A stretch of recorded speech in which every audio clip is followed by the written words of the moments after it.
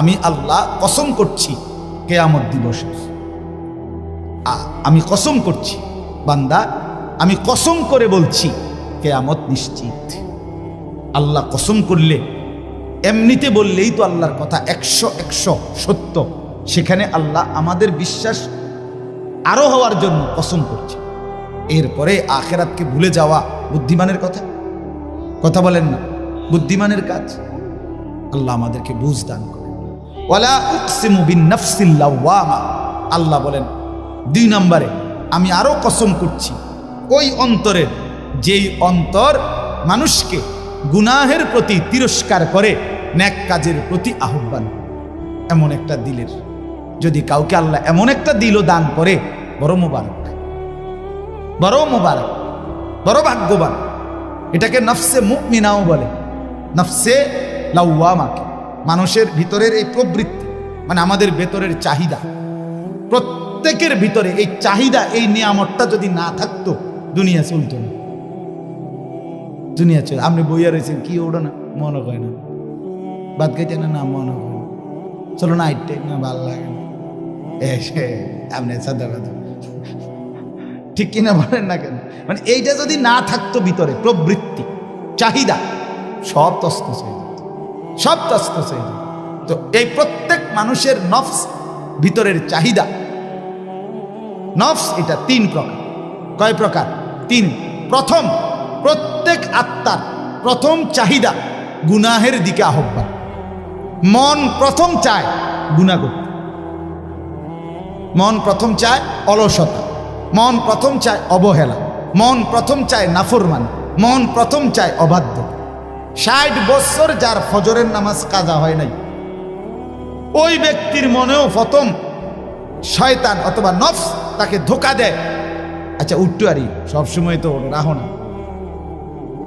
ইন্নান নাফসা লাআম্মারাতুম বিসসু, প্রত্যেক মানুষের অন্তর প্রথম গুনার দিকে আমন্ত্রণ করে। কিসের দিকে?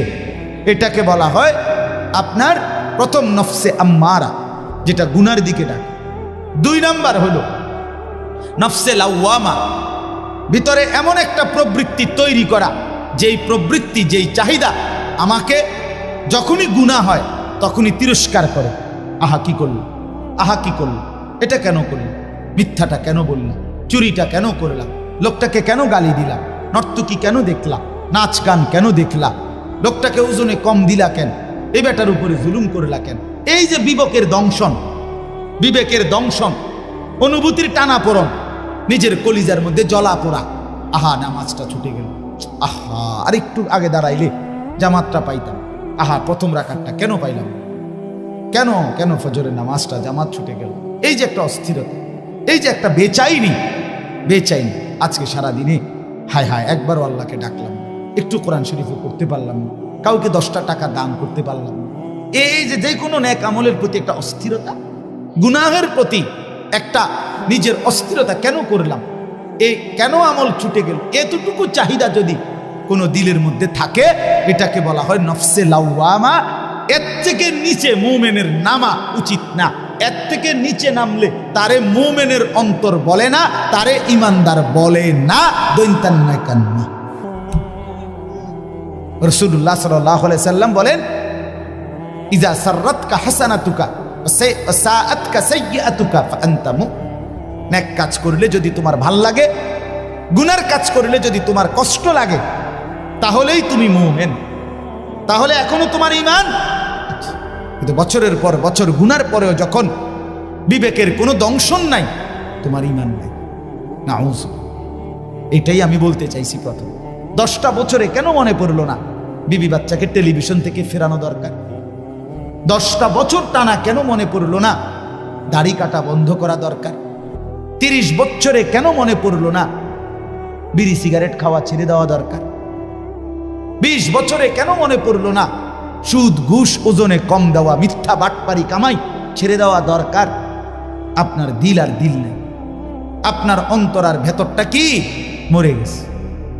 আল্লাহ আমাদেরকে হেফাজত করে। আর 3 নাম্বার হলো নফসে মুতমাইন্না, অন্তর আল্লাহর মহব্বতে রাসূলের অনুসরণ করতে করতে, কোরআন সুন্নাহ আমল করতে করতে এক সময় এভাবে হয় যে সারাক্ষণ নেক কাজ করতেই মন চায়, গুনার কল্পনাও আসে না। এটাকে বলে নফসে মুতমাইন্না, উন্নত নফস। এই নফসকে সরাসরি আল্লাহ ডাক দিয়ে নিজের কাছে নিয়ে আসে। আল্লাহ বলেন ওয়ালা উকসিমু বিন নাফসিল লাওয়ামা, আমি আল্লাহ কসম করছি ওই অন্তরের, যেই অন্তর তিরস্কার করে, গুনাহ হলে তিরস্কার করে, নেক কাজ ছুটে গেলে তিরস্কার করে, এতটুকুও আমি আল্লাহর পছন্দ না। এতটুকু হলেও কি পছন্দ, এর থেকে নিচে নামবা না। এরপরে আল্লাহ বলেন, তরজমাগুলো শুধু শোনেন, আয়াহসাবুল ইনসানু আল্লান নাজমাআ ইযামা। আল্লাহ বলেন, হায় মানুষ, তোমরা কি এই ভেবেছ যে আমি আল্লাহ তোমাদের কবরস্থ লাশ, এগুলা মাটির সাথে মিশে যায়, হাড্ডি গুড্ডি গোস্ত মাংস সব, আমি সেই জীর্ণ হাড্ডি, সেই শুকিয়ে উড়িয়ে যাওয়া ছিন্ন ভিন্ন হওয়া হাড্ডিগুলো আমি আল্লাহ বুঝি আর ফেরত আনতে পারবো না? আমি বুঝি এগুলোকে হাসরের মাঠে একত্রিত করতে পারবো না? এটা মনে করো না। অসংখ্য মানুষ মনে করে, কাফের মুশরিকরা মনে করে, বলে অনেরও মানুষ না।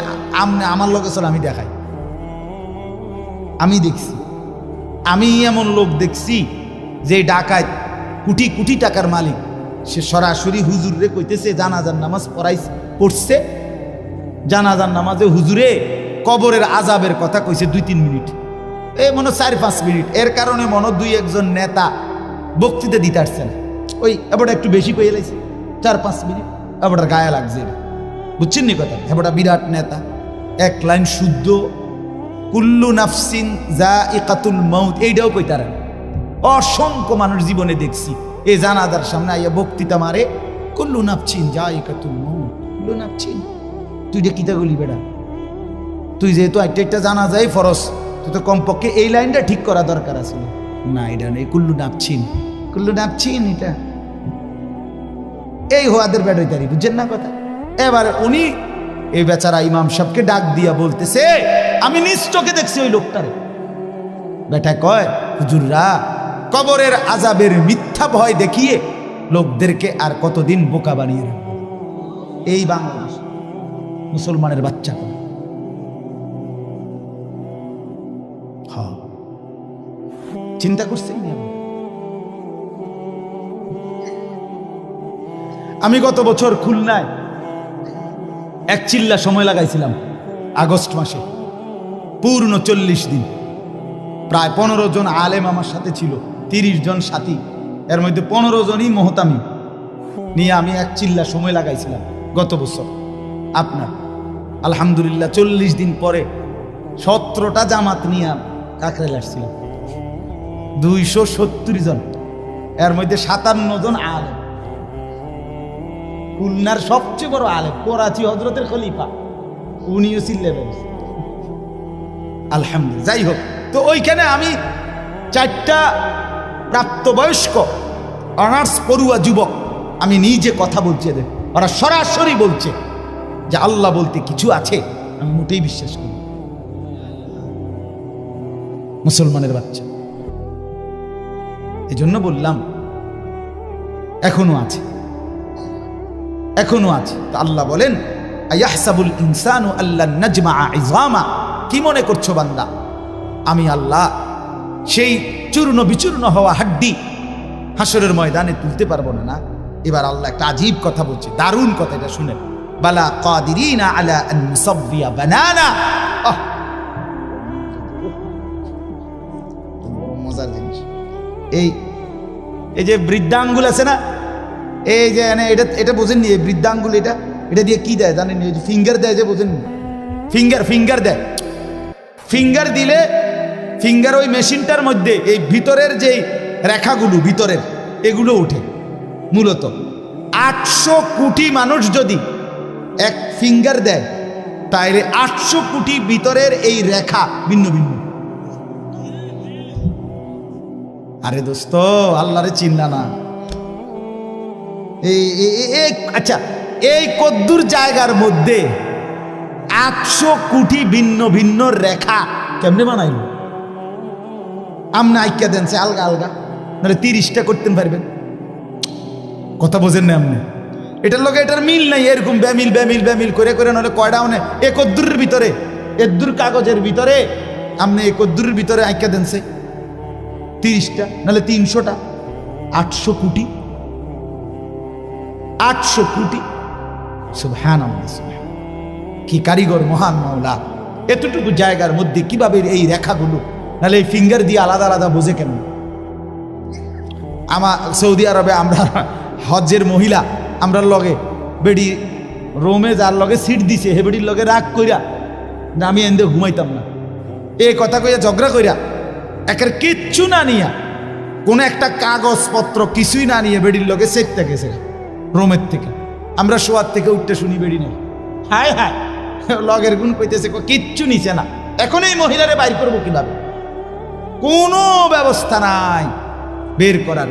কোথায় খুঁজবে? মহিলা তো কিছু দেখাইতেও পারবে না, কোনো কাগজ নাই, কিছুই নেয় নাই, পাসপোর্ট টাসপোর্ট ভিসা কিচ্ছু না। অস্থির আমরা। রাত্র 11টা বাজে মুআল্লিমের কাছে ফোন আসছে ওই সৌদি অফিস থেকে, আপনাদের হাজি মহিলা নিয়ে যান। এবারে মুআল্লিম নিয়ে আইছে। মুআল্লিম সাহেবরে জিজ্ঞাসা করলাম আপনি বডি কেমনে আনলো, ওনারা পাইলো কেমন, চিনলো কেমনে? আমার গো লোক যে কয় যে অটোমেটিকলি ওই মহিলার কিছুই নাই দেখা তার ফিঙ্গার নিছে, এই ফিঙ্গার দিছে আর এই তো পুরা বায়োডাটা কম্পিউটারে চলে আসছে। কথা বুঝছেননি আমার? এই কথাটার অর্থ হইল এখানে আল্লাহ তাআলা বলেন সুবহানাল্লাহ, বালা কাদিরিনা আলা আন নুসাওয়িয়া বানানা। এই বানানা শব্দের অর্থ হইল আঙ্গুলের অগ্রভাগ, ফিঙ্গার। ফিঙ্গার এই কুদ্দুর জায়গা। আল্লাহ বলে হাসরের ময়দানে ওই প্রথম ব্যক্তি আদম থেকে ইসরাফিলের ফু পর্যন্ত যতগুলো মানুষ আমি বানাইছি, প্রত্যেকের এই আঙ্গুলের ভিতরে যে রেখা আলাদা আলাদা দিছিলাম, ওই হুবহু ওইটা মিলাইয়া ফেরত আমি। এখন ফিঙ্গার দিয়ে রাখো, হাসরের ময়দানে আবার ফিঙ্গার দিলে ওই হুবহু আগের ফিঙ্গার ফেরত পাইবা। বালা কাদিরিনা আলা আন নুসাওয়িয়া বানানা। আমি শুধু হাড্ডি ফেরাবো না, আমি শুধু বান্দা গোশত ফেরত দেব না, আমি আঙ্গুলের ভেতরের রেখাগুলো পর্যন্ত ফেরত দিয়ে দেব। বাল ইউরিদুল ইনসানু লিয়াফজুরা আমামা। তবুও বান্দা মানুষ তার অগ্রভাগ নিজের বর্তমান অবস্থা নিয়ে তো নাফরমানি করে, এমনকি পরবর্তী অবস্থা নিয়েও নাফরমানি করে। কি নাফরমানি? ইয়াসআলু আইয়ানা ইয়াউমুল কিয়ামাহ। আল্লাহ বলে নাফরমান ইমানদার মুত্তাকি নেককারদেরকে ব্যঙ্গ বিদ্রুপ করে জিজ্ঞেস করে কখন হবে কিয়ামত। কয় না কা কি হুজুর কত কিছুই তো কোন কিচ্ছু তো দেখি না, কথা বুঝেন নাই? আল্লাহ বলে ফাইদা বারিকাল বাসার, সত্যি সত্যি কিয়ামত হবে বান্দা। ইসরাফিল ফু দিবে, তখন কিন্তু চোখের মধ্যে দ্বিধা লেগে যাবে, ধাঁধা লেগে যাবে। আহা কি হলো, আহা কি হলো? সব যে কাঁপতে শুরু করলো, সব যে নড়তে শুরু করলো। আল্লাহ কোরআনে বলেন ইন্না জালজালাতাস সাআতি শাইউন আযীম। ইসরাফিল ফু দিবে, কিয়ামত শুরু হবে, গোটা সৃষ্টি জমিন একসাথে ভূমিকম্পে কাঁপতে শুরু করবে। সেদিন ওই মনে আসেনি শনিবার দিন সকাল 9:30 বাজে যে ভূমিকম্প হয়েছিল, মন নাই? এই কয়দিন আগে যে হইল না, আমি চাঁদপুর ছিলাম। তো কুমিল্লা ক্যান্টনমেন্টের এক ব্যবসায়ী, তারা বড় মার্কেটের সব রাস্তা তাই এলাইছে, হেরা এই লরণ শুরু হয়েছে। পরে আমারে ফোন দিছে, আমি ফোন রিসিভ করছি। আমি চাঁদপুর মাদ্রাসার ভবন নড়তেছে এরকম আমরাও এনে। তো হুজুর হুজুর হুজুর হুজুর হুজুর কত দোয়া করেন দোয়া করেন। আমি কি ভাই আমরা এনে ভূমিকম্প, আমরা সব বাইরে করছি। আমি না ভাই দোয়া করে লাভ নাই, আমার এনে লড়ে কি, আমি কি দোয়া করবো? আমি তো দৌড় ঘুরে আসছি, ঠিক কিনা বলেন না? আমি স্থির থাকলে না আপনার লেগে দোয়া করতাম, আমি তো কি রুফে আসছি। ফাইদা বারিকাল বাসার, আল্লাহ বলে ইসরাফিল ফু দিলে কিয়ামত সত্যি সত্যি শুরু হবে বান্দা। চোখ তখন দাদা লেগে যাবে। ও খাসাফাল কামার, চন্দ্র চাঁদ আলোহীন হয়ে যাবে। ও জুমিআ শামসু ওয়াল কামার, সূর্য চন্দ্র একাকার হয়ে যাবে, কিচ্ছুতে কোনো আলো থাকবে না। ইয়াকুলুল ইনসানু ইয়াউমাইদিন আইনাল মাফার। মানুষগুলো দিক বিদিক মাতালের মতো ছুটতে ছুটতে দৌড়তে দৌড়তে একে অপরকে জিজ্ঞেস করে বলবে আইনাল মাফার, ভাইয়া পালাবো কোথায়, আশ্রয় কোথায়, দাঁড়াবো কোথায়, লুকাবো কোথায়? কাল্লা লা ওয়াজার, রব্বুল আলামিন বলেন না বান্দা, আজ জমিনে কোথাও আশ্রয় নাই। ইলা রব্বিকা ইয়াউমা ইদিনিল মুস্তাকার, আজকে শুধুই কেবল তোমার রব আল্লাহর কাছেই আশ্রয়। আজ কিয়ামতের ময়দানে যেতেই হবে। আজ জমিনের কোথাও থামবে না ভূমিকম্প, কোন জায়গায় গিয়ে তুমি আর মাটিতে স্থির হইতে পারবা না। ইউনাব্বাউল ইনসানু ইয়াউমা ইদিন বিমা কদ্দামা ওয়া আখার, আল্লাহ বলে হাসরের ময়দানে দাঁড় করিয়ে আমি আল্লাহ, তুমি বান্দা যা কিছু নিজে আমল করেছো, যা কিছু তোমার পরবর্তীতে রেখে গিয়েছ, সবটা তোমাকে জানাবো। তোমার নামাজ এদ্দুর, তুমি মাদ্রাসায় দিয়েছ, তুমি মসজিদে দান করেছো, সেখানে নামাজ পড়েছিল এত হাজার মানুষ, তাদের সওয়াবও তোমার নামে আসছে এদ্দুর, দুইটা মিলাইয়া তোমারে দেখাবো। তুমি নিজে টেলিভিশন দেখছো এদ্দুর, তোমার রেখে যাওয়া টেলিভিশনে পরবর্তী 10 বছর তোমার বউ বাচ্চারা দেখে গুনাহ কামাইছে এদ্দুর, সেটাও জমা হইছে তোমার নামে মোট এদ্দুর। বিমা কদ্দামা ওয়া আখার, আল্লাহ বলে তোমারটাও দেখাবো, তোমার রেখে যাওয়াটাও দেখাবো, নেকটাও দেখাবো, গুনাহটাও দেখাবো। বালিল ইনসানু আলা নাফসিহি বাসীরা, আল্লাহ বলেন বরং আমি শুধু ইউনাব্বাউ শোনাবো না, তুমি বান্দা নিজেই তোমার চোখে সচক্ষে তোমার আমলনামার মধ্যে দেখবা। তোমার হায়াত, তোমার রাত, তোমার দিন, তোমার সকাল, তোমার দুপুর, তোমার হাসি, তোমার কান্না, তোমার একাকী, তোমার প্রকাশ্য, তোমার শব্দ, তোমার নিশ্চুপ থাকা, তোমার আচরণ, তোমার উচ্চারণ, সেকেন্ড সেকেন্ড, পলক পলক, নিঃশ্বাস নিঃশ্বাস তুমি দেখবা। ওয়ালাউ আলকা মাআদিরা, আল্লাহ বলেন তখন বান্দা তুমি বহু উজর আপত্তি পেশ করতে চাইবা। তুমি বলবা রব্বুল আলামিন এত গুনাহ আমি করি নাই, এত নাফরমানি আমি করি নাই। রব্বুল আলামিন বলবে জমিন কথা বলো, জমিন কথা বলবে। রব্বুল আলামিন বলবে হাত পাও অঙ্গ প্রত্যঙ্গ কথা বলো, সব কথা বলবে। রব্বুল আলামিন বলবেন ডান কাদের বাম কাদের ফেরেশতা তোমরাও কথা বলো, তারাও কথা বলবে। রব্বুল আলামিন বলে আমল নামাও দেখো। এবার আল্লাহ বলবেন আমি নিজেও বলছি শোনো। এমন কি দিবা, জমিনও তো বললো, তোমার হাত পাও তো বললো, ডান কাদের বাম কাদের ফেরেশতাও তো বললো, আমল নামা তো লিখিত হলো, আমি রব্বুল আলামিন তো নিজেই বলছি। আলাম ইয়ালাম বিআন্নাল্লাহা ইয়ারা, আল্লাহ বলে বান্দা তুমি কি জানো কিনা আমি কিন্তু তোমাকে দেখি। দেখে কিনা? কতক্ষণ? কতক্ষণ বলেন বন্ধু, কতক্ষণ? রাত গভীরে আল্লাহ বলেন আমি বান্দা জেগে আছি। আহা 2টা বাজে যুবক, ডানে বামে তাকাইয়া তুমি দেখলা কেউ জেগে নাই। মা ঘুমিয়ে গেছে, বাপ ঘুমিয়ে গেছে, বোন তুমি আমার দেখলা ডানে বামে কেউ নাই। তুমি আলাদা রুমে, লেফের নিচে, কম্বলের নিচে। এবার মোবাইলে তুমি উলঙ্গ ছবি আর নর্তকীর নাচ, অথবা তুমি বোন পরের ছেলেকে নিজের রূপ আর নিজের উলঙ্গ দেহ দেখাইবা শুরু করলা। আল্লাহ বলেন আনিস পৃথিবী ঘুমিয়ে গেছে, আমি কিন্তু জেগে আছি, আমি কিন্তু দেখছি, আমি তো দেখছি, আমি তো ঘুমাই নাই। আমার মতো মনিবকে সামনে রেখে কেমনে মনটা খুলতে পারলা, করতে পারলা? বলেন আল্লাযী ইয়ারাকা হিনা তাকুম, আল্লাহ বলে বন্ধু আপনি দাঁড়াইলেও আমি দেখি। ওয়া তাকাল্লুবাকা ফিস সাজিদিন, আমার নামাজি বান্দাদের সাথে রুকু সেজদা করলেও আমি দেখি, আমি তো দেখি।